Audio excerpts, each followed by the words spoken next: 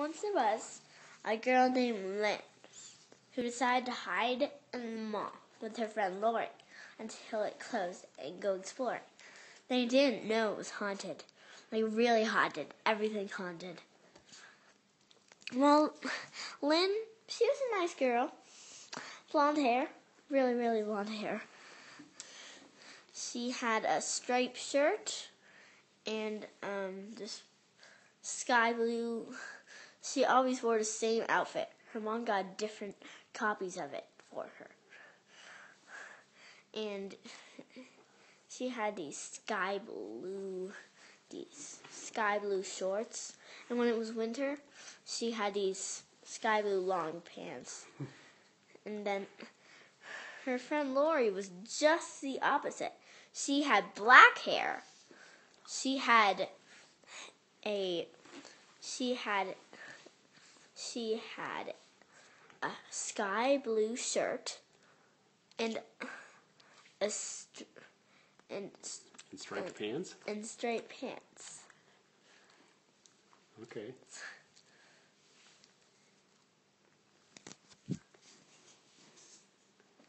So this mall was completely haunted at night. They had no idea because they hung out at that mall all the time. But at night it was haunted, and they snuck out from where they were hiding to explore, and all these terrifying things were happening. In the arcade, they looked into the pinball machines, and instead of little balls bouncing off everything, and all the pinball machines were going crazy, eyeballs, boom, boom, boom, bouncing off all the bumpers. At the jewelry store, the earrings came with human ears attached. The only person that would buy them was the ghost of Leonardo da Vinci. No, it was Van Gogh.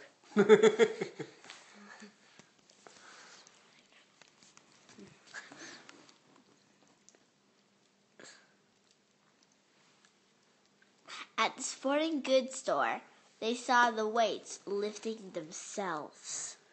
Creepy, huh? Ooh.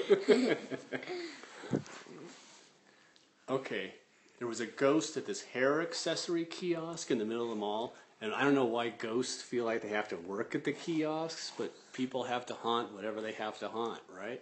Yeah. And she was selling snake scrunchies. That's their night job. Instead of regular hair scrunchies, she was selling scrunchies made out of snakes.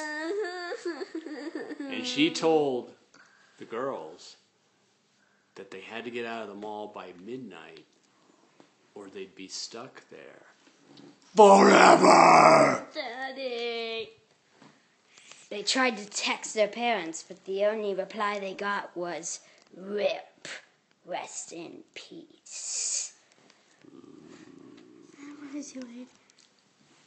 They tried to smash a window to get out, but it set off an alarm, and they saw a vampire policeman outside. What was he like?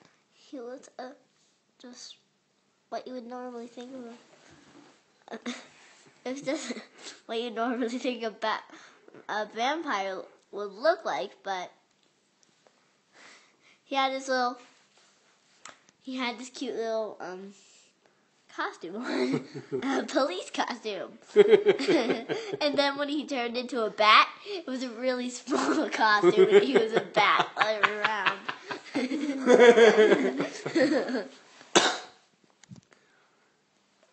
And then they were walking by the Big and Tall store, which is like a store for people who are mainly big and some of them are tall.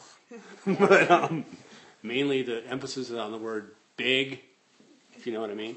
And they walked by the Big and Tall store, and there was Frankenstein. He was big and tall. Frankenstein's monster. It was Frankenstein's monster, you're right, Frankenstein's monster. And so they saw him, and they went taking off running the other way, because they didn't want The anything doctor to do. was actually kind of puny. Yeah, the doctor was puny. But when they saw Frankenstein's monster, they didn't have anything to do with him. They took off and ran to the other end of the mall. What does he do scary? They saw a security guard and yelled for help, but he turned around and he had snakes coming out of his eyes, because he bought some snake scrunchies and they went into his brain.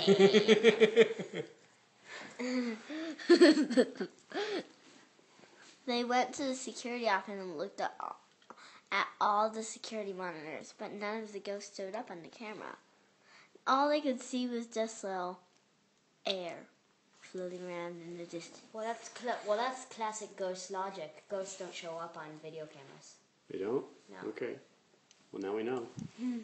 So, they saw a devil in the barbecue store. He was a big devil, pointy horns. He was wearing a red leather coat that matched his red leather skin.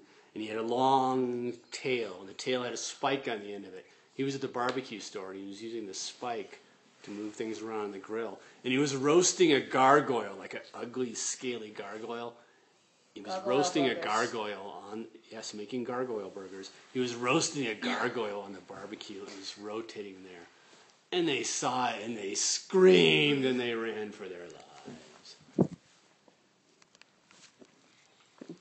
They tried to get out through the atrium, but they couldn't make it past the horde of zombie survey takers. Would you like to make a donation for zombie President Obama? And then they asked, would you like to make a donation for zombie President Mitt Romney? And they were like, no! Why would we do that? The glass elevator was to the garage. The glass elevator to the garage was filled with water and hungry hunting sharks. Hungry hunting sharks? But they were just people in costumes. Really? There were ghosts wearing costumes?